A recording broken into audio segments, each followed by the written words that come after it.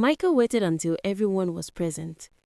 Clearing his throat, he said, "I have something important to tell everybody." But before another word could leave his mouth, a strange sound burst out of him.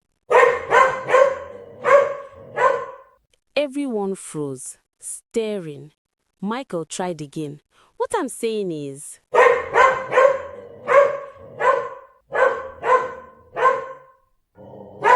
Michael had always been different. He lived with his mother in a noisy face-to-face compound in Lagos, a building where 20 families squeezed into one yard. Children cried, women quarreled, men argued over water, and the smell of kerosene stoves mixed with sweat. Michael was tall, handsome, and confident, but he had one dangerous weakness: his mouth. He talked too much. Neighbors complained often. "Your boy cannot keep quiet. Your boy is too forward. Your boy will cause trouble one day." But Michael's mother always defended him. "Leave him alone. He's just a boy. Children talk, don't they?" Yet everyone knew Michael's mouth was sharp. As a boy, his sharp tongue once brought him trouble with Mama Emma. One morning, she tied a wrapper around her chest and carried a bucket of water to the bathroom. Michael, grinning mischievously, shouted loud enough for everyone to hear, "Mama Emma, your big butt is shaky like garri inside water." Mama Emma gasped, dropped her bucket, and chased him. She caught him, beat him soundly, and cursed under her breath. But when Michael's mother returned and heard what happened, she stormed to Mama Emma's room and fought her. That was Michael's life, always saying the wrong thing at the wrong time. In school, he wasn't different. One day, while being punished for not doing his assignment, the teacher bent down to speak with him. Michael wrinkled his nose and muttered, "Teacher, your mouth is smelling." The class erupted in laughter, and the teacher's face burned red. From then on, Michael was branded a gossip and a troublemaker. He always carried news from one person to another. His classmates grew wise. Whenever Michael passed, they stopped talking, afraid their secrets would be broadcasted. Years passed. Michael grew into a man, but he never changed. Now a supervisor at a brewery company, Michael worked with passion but remained a snitch. He reported on workers' mistakes, whispered to management, and created fear around him. Nobody liked him, except Josh and Matthew, two staff who lived in the same neighborhood and often hung out with him. But even that bond shattered one evening. Matthew introduced his girlfriend Amanda to Michael. Smiling, he said, "This is my woman." Michael smirked. "Which one is she? The one who can't cook, or the one who can't speak English properly, or the one you said curse is run in her family?" Amanda froze. The blood drained from her face. "What?" she whispered. Then she turned to Matthew. "So you've been talking about me and other women?" Tears filled her eyes. Before Matthew could explain, she stormed off. Matthew spun around in fury. "Michael, you leaking tap! What I told you in confidence, you have destroyed it." Michael shrugged. "If you love her, then why talk behind her back? I only spoke the truth." "Idiot, shut up," Matthew roared. "Secrets are meant to remain secrets. Get out of my house." From that day, Matthew cut him off completely. Even Josh couldn't mend the friendship. Michael didn't care. He continued his old ways. Then one day, a new lady moved into the estate. She was beautiful, tall, elegant, with flawless caramel skin and eyes that glowed like hidden fire. Her hair flowed in neat braids, and her walk was graceful, almost queenly. But she spoke to no one. She didn't greet, didn't linger outside, and no one knew her name. Weeks passed, yet she remained a mystery. The neighbors eventually gave up, but not Michael. One morning, he cornered her. "Good morning," he said, smiling. She nodded, uninterested. "My name is Michael." "Sorry, I'm running late for work," and walked off. Michael's jaw tightened. "She's a snob. I will deal with her," he muttered. The next day, he stopped her again. Where do you work? Where are you from? Why don't you like talking? The lady turned sharply, her voice laced with anger. Why all these questions? Leave me alone and stop disturbing me. Michael burned with humiliation. That evening, he met Josh and Matthew. That girl is suspicious, he whispered. No friends, no visitors, no man. Maybe she's a lesbian or a prostitute. Josh glared. Shut up. Don't judge people like that. She may be hurt or shy or simply an introvert. Learn to mind your business. Matthew said nothing. He had already learned the hard way that Michael's tongue was poison. But Michael smirked. She's a prostitute. I'll prove it. From then, he began watching her every move. At work, the company faced financial collapse. A wealthy investor had shown interest, and staff were told to pray and work hard for the survival of the brewery. But when Michael was invited for a drink with the investor, he couldn't hold his tongue. Between sips of beer, he laughed and said, Sir, let me tell you the truth. This company is dying, debt everywhere. Our products are often bad. To be honest, you're wasting your money. The investor's smell faded. Days later, he withdrew the deal. The brewery collapsed into chaos, and Michael was fired. Now jobless, Michael paced his room. They think they can do without me. They will see. But instead of reflecting, he focused on the strange lady. One evening, as the sun bled into the horizon, Michael heard a knock on his door. He opened it and froze. It was her. The mysterious lady stood there, her eyes glowing strangely in the dim light. What do you want? Michael asked nervously. Her lips curled into a faint smile. That thing you are looking for from me, you will surely get it. Before he could reply, she turned and walked into the shadows. Michael's heart thudded.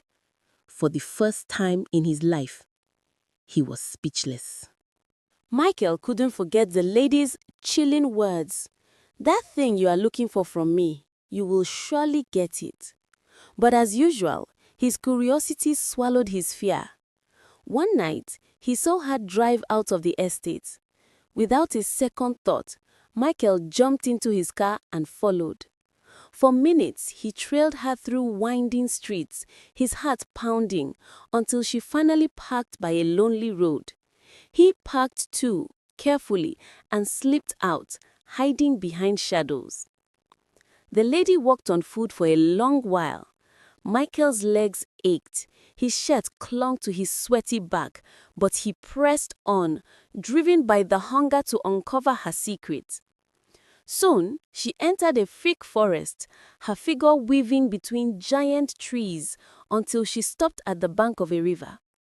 Then she began chanting, low, strange words that floated on the wind like whispers from another world. Michael's chest tightened, his breath caught. What is this? Suddenly, the lady froze. She had sensed him. Slowly, she turned, her eyes glowing eerily in the moonlight.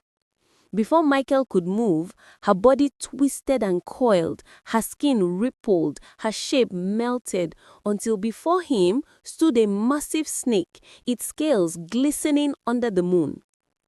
Blood of Jesus! Michael gasped, his legs moving before his mind caught up. He ran, crashing through bushes, stumbling, falling, yet never stopping, until he burst out of the forest and found his way home, panting like a hunted animal. The next morning came with a knock at his door. Michael's trembling hands opened it, and there she stood, the strange lady. Her eyes locked on his, her voice calm but sharp as a blade. If you ever tell anyone what you saw, you will regret it. Michael's heart nearly stopped. He slammed the door and collapsed inside, sweat soaking his shirt. But days passed and his old nature rose. His fear shrank into excitement. His restlessness grew until he could no longer contain himself. Josh and Matthew will believe me now. Everyone will see I was right about her. Ha ha! He laughed to himself, his fear turning to a wild thrill. So, when a neighbor invited him to a naming ceremony, Michael smiled wickedly. What better time to expose her than in front of the entire estate? They all call me careless, but today They will respect me. Ha ha. The day arrived. The compound buzzed with music, laughter, and speeches. Guests filled the yard with joy. Michael stood tall, his chest swelling. This was his moment. He cleared his throat. Ladies and gentlemen, I have something to say about that woman.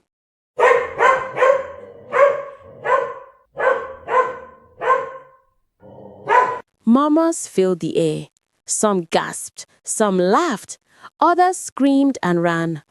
Humiliated, Michael fled, tears streaming down his face, and locked himself inside his room. Alone, he tried again and again to speak, but only barks came out. That evening, Josh and Matthew knocked on his door. Michael opened, his eyes swollen with tears. He tried to explain, but only barking sounds escaped. Josh placed a hand on his shoulder. "Don't worry, we'll find a way to help you." But Michael only nodded, pitiful and broken. Days turned into weeks. Michael remained silent, locked away, unable to face the world. His pride, his voice, everything was gone. Then one morning, the doorbell rang. A delivery man handed him a package. Inside was a single envelope. Michael tore it open, his heart racing. It was a letter. The handwriting was bold, elegant. He read aloud in his broken whispers. "A tame tongue is a mark of wisdom. Not everything should be said, for words once spoken cannot be taken back. Silence often preserves dignity, avoids unnecessary quarrels, and allows others to see your strength through actions rather than endless speech. Speaking less helps you listen more, think deeper, and keep secrets safe. A gentle, measured tongue brings peace, while a loose one can cause regret." Michael's hands shook. Tears blurred his eyes. He could not believe it. He couldn't. "Why must I learn this the hard way?" he whispered inside. He thought of his lost job, of Amanda, of Matthew's anger, of the humiliation of barking like a dog before the whole estate. His life was in ruins, all because of his untamed tongue. That night, broken and humbled, Michael knelt by his bed. "God, help me. I promise I will tame my tongue." The next morning, he woke with a strange peace in his chest. He opened his mouth and whispered, "Good morning." His voice was back. Tears of joy streamed down his face. Later, Josh and Matthew visited. Their jaws dropped when they heard him speak again. "What happened to you, man?" Josh asked. Michael smiled faintly, his voice calm, steady, unlike ever before. He said, "Some things are better left unsaid."